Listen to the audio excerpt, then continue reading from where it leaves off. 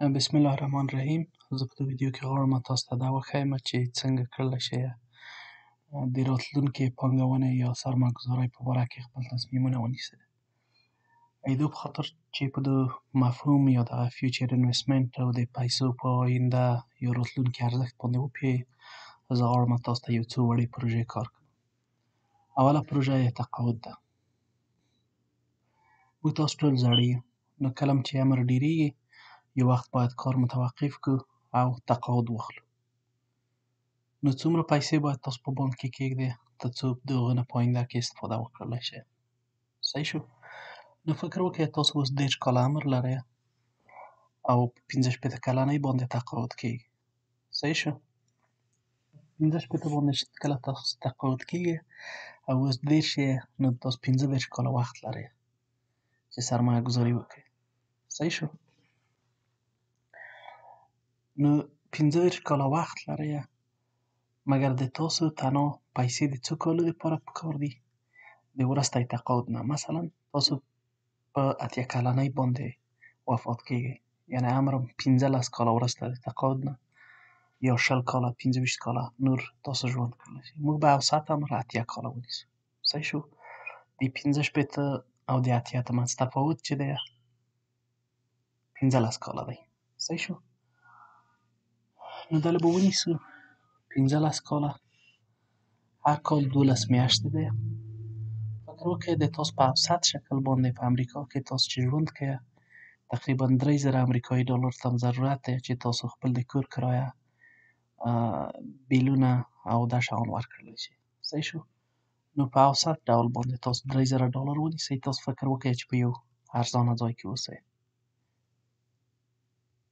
نو په 15 کالو کې تاسو 15,40,000 ډالر ته ضرورت لرئ چې د تقاعد په وخت کې تاسو په مناسب شکل باندې ژوند پرې وکړلی شئ. صحیح ده؟ اوس راشئ، تاسو ته مې وویل مخکې چې تاسو 30 کاله عمر لرئ او تاسو غواړئ په 65 باندې تقاعد شئ.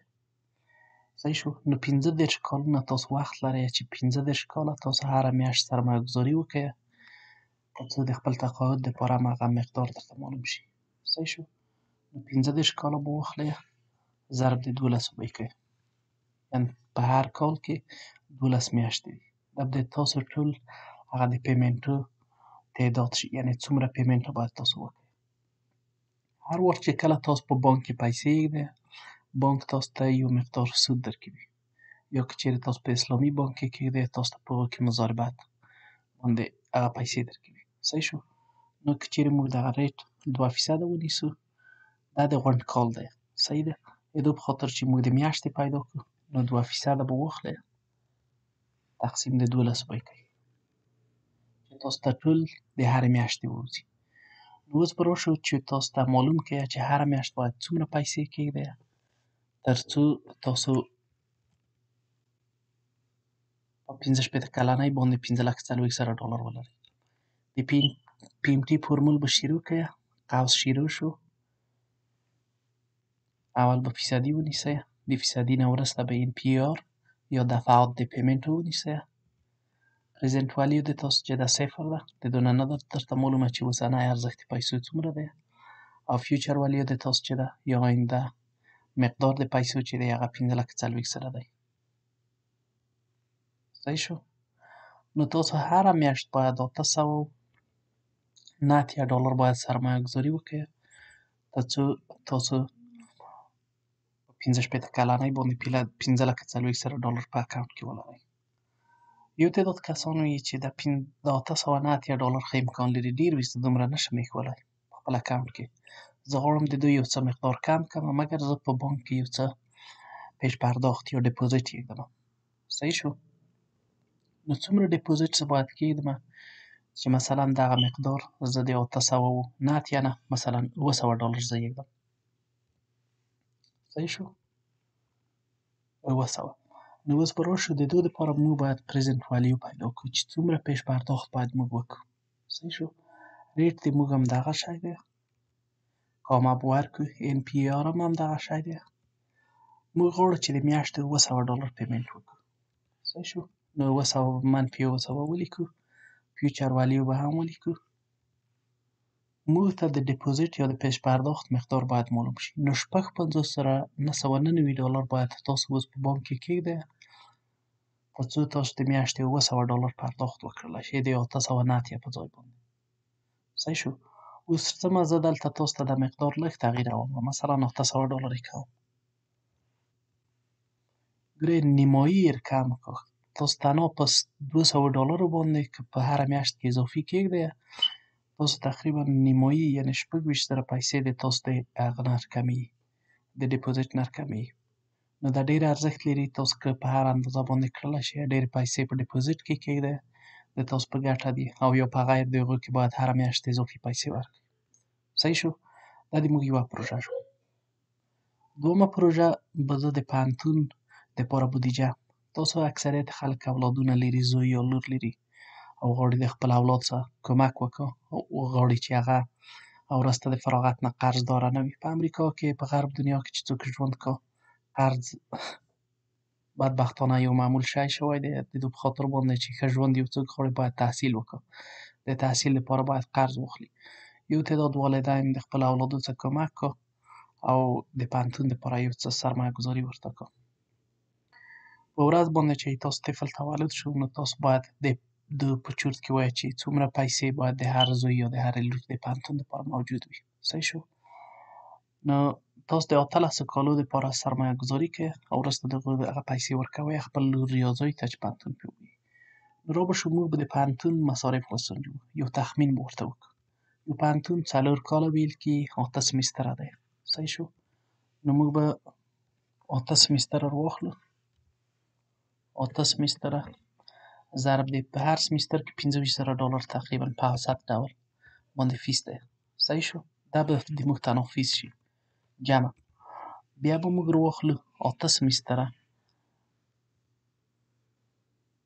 یعنې هر سمستر 4 میاشتې دی. صحیح شو؟ 4 میاشتې ضرب د 8 سمسترو ضرب د مقدار د پیسو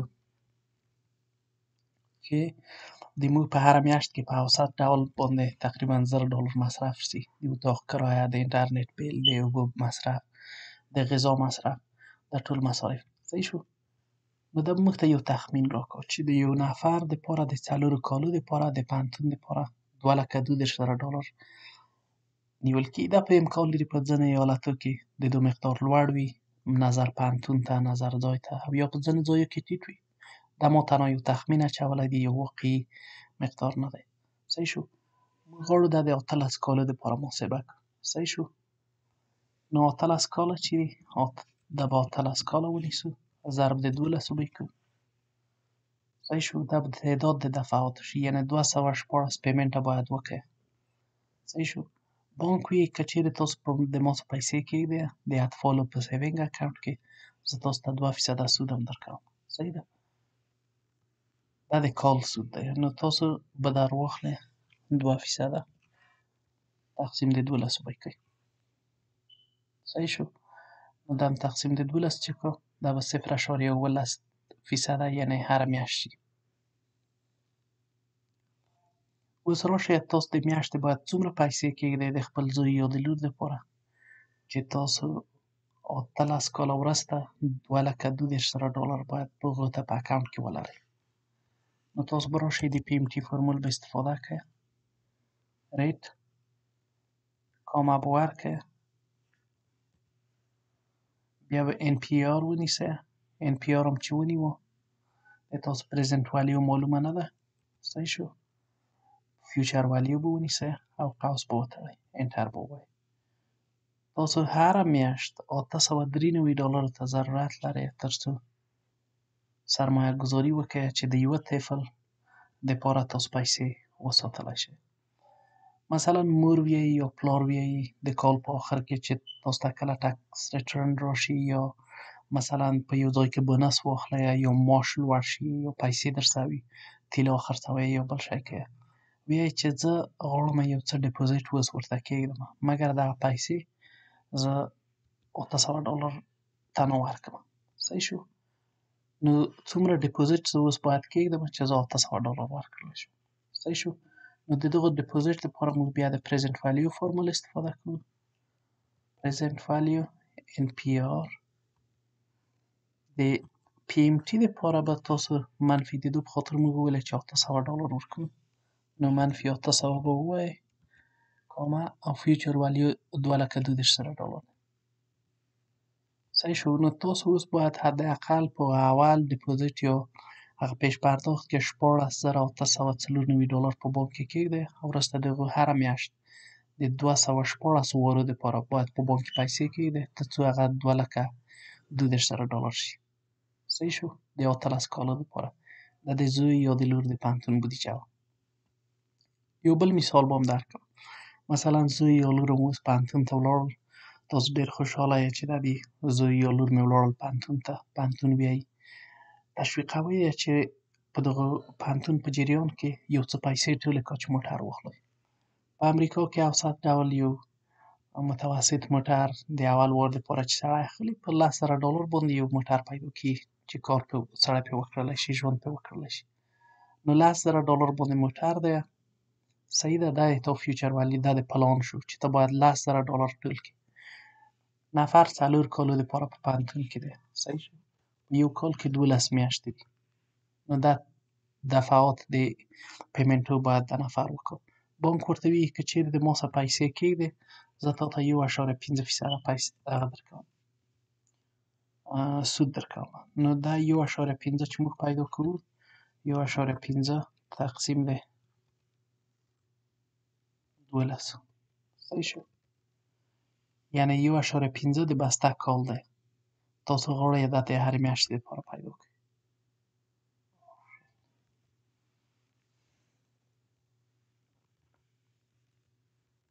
1.5 تقسیم د 12.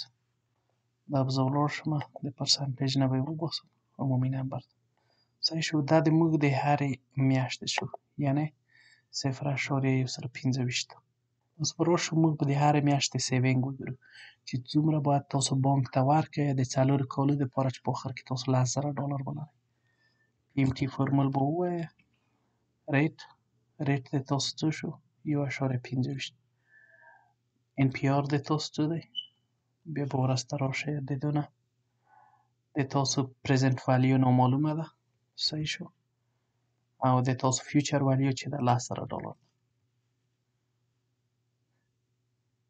هره میاشت باید تاسو $4 په بانک کې کېږدئ.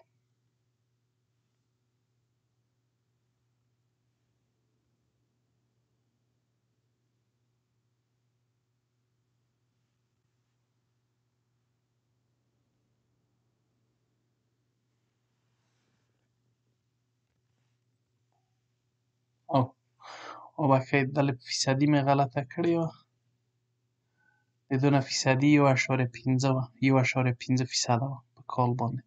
موږ چې هغه د میاشتې دپاره حسابوو نو 1.5% موږ دا رقم په فورمول کې واخلو تقسیم د 12 کړو، مخکې هغه په فورمول کې غلطه وه. نو د میاشتې د تاسو ضرورت دی چې هره میاشت $202 باید تاسو بانک ته ورکړئ تر څو چې تاسو $10,000 پوره کړلی شئ. مثلا تاسو د کور نه څه مور یا پلارم لطف وکړ د تاسو دپاره یې یو څه پیسې په نظر کې نیولي دي چې درې کړو، صحیح شو. نو څومره پیسې ډیپوزیټ باید تاسو کېږدئ چې تاسو ووایئ چې نه زه $202 نشم ورکولی، غواړم د میاشتې تنها $150 د ما د پیسو نه اضافه کېږي، زه دا ورکړم، صحیح شو. نو دا به منفي 150 ونیسئ، را به شئ دلې پریزنټ ولیو ته. پریزنټ ولیو فارمول هم چې شروع کړو ریټ به ونیسئ، د ریټ نه به کامه ووایئ، NPR به ووایئ، د NPR نه به د تاسو پیمنټ ونیسئ او بیا به فیوچر ولیو ونیسئ، صحیح شو. فیوچر ولیو چې ونیوو نو که چیرې اوس تاسو په بانک کې $2,433 په بانک کې کېږدئ، تاسو د میاشتې $150 باید ورکړئ د 48 میاشتو دپاره چې $10,000 شي. نو په دې رقم کړلی شئ تاسو د خپل ژوند یا د خپلو وړو غټو پروژو دپاره پلان ونیسئ چې څومره سرمایه ګذاري وکړئ تر څو تاسو وکړلی شئ خپل آینده پلانونه په بریالي شکل باندې ته سره ورسوئ. دا کړلی شئ تاسو د چکر دپاره مثلا د تاسو زړه دی چې حج ته ولاړ شئ. فکر وکړئ موږ دا غواړو د حج پروژه یې کړو. د حج پروژه صحیح شو. د حج پروژه ده تاسو غواړئ مثلا سود د تاسو صفر دی، هېڅوک سود نه درکوي. اوس غواړئ چې تاسو د حج د یوه نفر د تګ دپاره د امریکا نه تقریبا $4000 په کار کېږي. صحیح شو. او تاسو غواړئ چې یو کال وروسته ولاړ شئ، یعنې 12 میاشتې وروسته هلته ولاړ شئ. صحیح شو. څومره پیسې باید ماهانه کېږدئ چې تاسو حج ته ولاړ شولی شئ. صحیح شو. نو د PMT فورمول به استفاده کړئ. ریټ د تاسو صفر دی، دا به صفر ونیسئ. NPR د تاسو 12 دی، یعنې 12 میاشتو لپاره پلان نیسئ. پرزنټ والیوم هم صفر ده او فیوچر والیوم چې ده د تاسو 4000 ده. صحیح شو. نو دا به انټر کړئ. تاسو د هرې میاشتې ضرورت دی چې $333 په اکاونټ کې کېږدئ په سیوینګ کې چې تاسو د حج پیسې وباسئ او حج ته ولاړ شولی شئ. په همدې رقم کړلی شئ تاسو ته د چکر دپاره یا د بل شي دپاره خپل پلان ونیسئ او د پیسو مقدار هم درته معلوم شي او وکړلی شئ خپل پلان ونیسئ. صحیح شو. کړلی شئ تاسو د دوی دپاره اوس ووایئ چې نه زه باید یو څه پیسې کېږدمه چې د دوی 333 نه لږ کم شي، د دوی نه دا ډېرې دي. نو د پرزنټ والیو فورمول به استفاده کړئ. مثلا د تاسو د دوی په خاطر چې حج ته ځئ هغه نه غواړئ سود ورکړئ، نو دا به صفر ونیسئ. NPR مثلا یو کال وروسته پلان نیسئ او تاسو غواړئ چې تنها د دغه 333 پر ځای مثلا $100 ورکړئ، ډېرې پیسې نه لرئ او فیوچر والیو 4000 دی. صحیح شو. نو تاسو باید $2800 اوس برحاله په بانک کې کېږدئ یا فرضاً په خپل کور یې وساتئ. علاوه د هغه باید $100 نور اضافي د دوی څخه کېږدئ، یعنې دلته د دوی والیو باید 100 شي. $100 باید تاسو ورکړئ یا یې وساتئ هره میاشت د 12 میاشتو دپاره تر څو د تاسو ټوټل 4000 شي. صحیح شو. په دې رقم کړلی شئ تاسو د دوی 2 فورمولونه استفاده وکړئ، د PMT په یاد مو وي، د PMT فورمول او د پرزنټ والیو فورمول چې تاسو خپل پلانونه پرې جوړ کړلی شئ. موفق اوسئ. کوم پوښتنه وي یا کمنټ لرئ یا غواړئ نور تشریحات په دې برخه کې زه ورکړمه، نو خپل کمنټ ولیکئ د ویډیو تر لاندې. زه به حتما د تاسو سوال ته ځواب درکړمه. ډېره مننه او ښه وخت.